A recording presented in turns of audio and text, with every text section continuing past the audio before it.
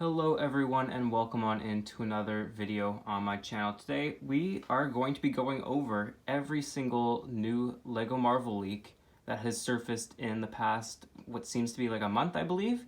So without further ado, let's get on into the video. Starting off with the ones that surfaced a few weeks ago, we have the first one, which is the Captain America shield. And this one I have mixed feelings about.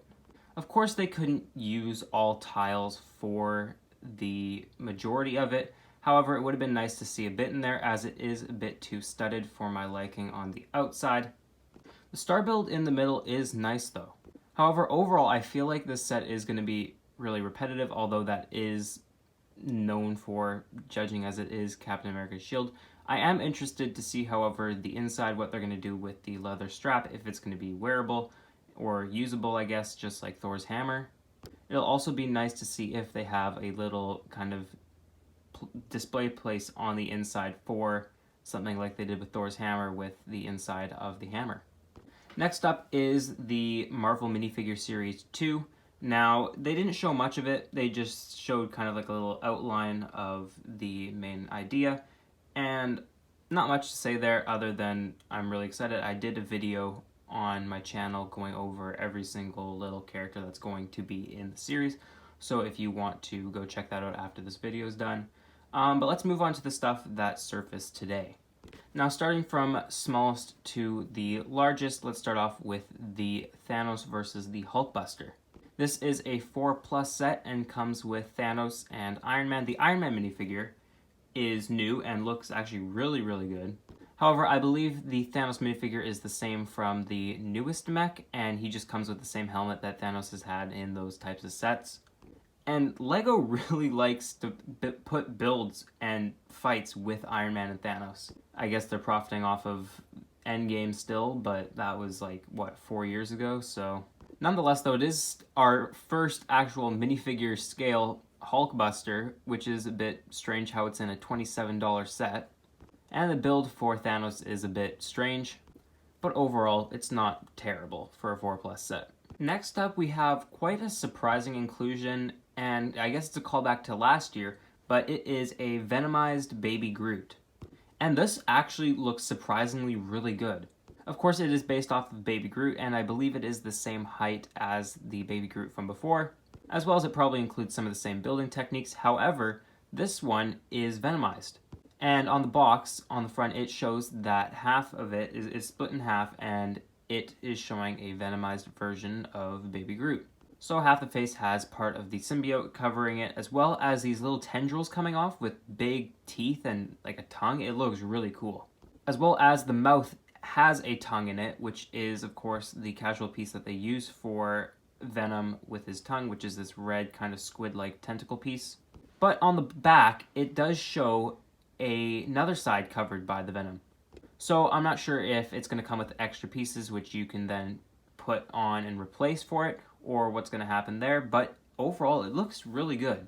I'm kind of glad that all these sets are actually looking really good, because a while ago when the buildable figures were released, I wasn't too sure. The Captain America one looked not great, and the Wolverine one not so well either. The mini bike was alright, but that didn't really interest me much either, as well as with the Ant-Man buildable figure, how it was branded under Quantumania, but it didn't have much. So I'm really excited for these last two sets because I cannot contain all the stuff. I'm going to go into a lot of detail here with these last two. Starting it off is the Endgame Final Battle, which will retail for $130 Canadian and comes with Captain Marvel, Shuri, Wanda, a miniature minifig of the Wasp, as well as Valkyrie and Okoye. And it seems to be taken off of the scene from Endgame where they all team up against Thanos. And yes, also the same Thanos from the Infinity Saga sets is going to be in it. However, he does come with a new face print. And this looks like they're kind of going with the same kind of design that the Star Wars sets has been going off with the kind of display feature type of thing. This is a bit different, however, as it is on these kind of rounder plates. However, it is a build of what seems to be like a bunch of like just rubbish from the Avengers compound turned up into this big kind of spiral. And you can spread it out to show more of a landscape kind of build.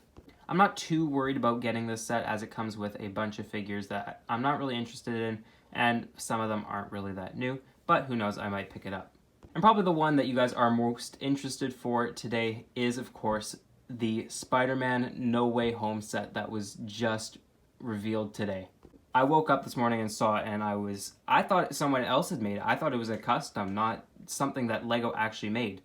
This thing looks incredible, and I'm not going to criticize anything because I know LEGO has spent too long on this, and I think it looks amazing. Sure, there are some nitpicks about it, but overall, I'm super happy with the set. Of course, they couldn't do the full Statue of Liberty thing, so they had to just take one section of it, that being, of course, the head, and they couldn't have done any better with it. You have the scaffolding around it, and of course the Statue of Liberty head, which of course is bronze. At the back, they also have a little control panel, which I think looks really good. And there's a hatch to open it, as well as the top has a little Sandman fist in there, which is really nice, although he is not included in the set. I think you can move it around because in the front image, you also have another Sandman fist. Maybe there's two, I'm not totally sure. But overall, it's 900 pieces and it looks amazing. It is $140 Canadian, which is a bit expensive, but for this, I'm willing to pay any price. However, what I think is going to draw a lot of people to this set is the minifigures. I'm sorry, Andrew Garfield from the Comic-Con, but your minifigure is worthless now. As this set comes with the same Tom Holland minifigure from the one later last year with the Doctor Strange from Multiverse of Madness as well, as they just seem like they're trying to get rid of them. But it also comes with a brand new Tobey Maguire Spider-Man, which looks incredible, as well as a new Andrew Garfield Spider-Man. And it's going to be hard to find this set because I already know it's going to be selling out like crazy.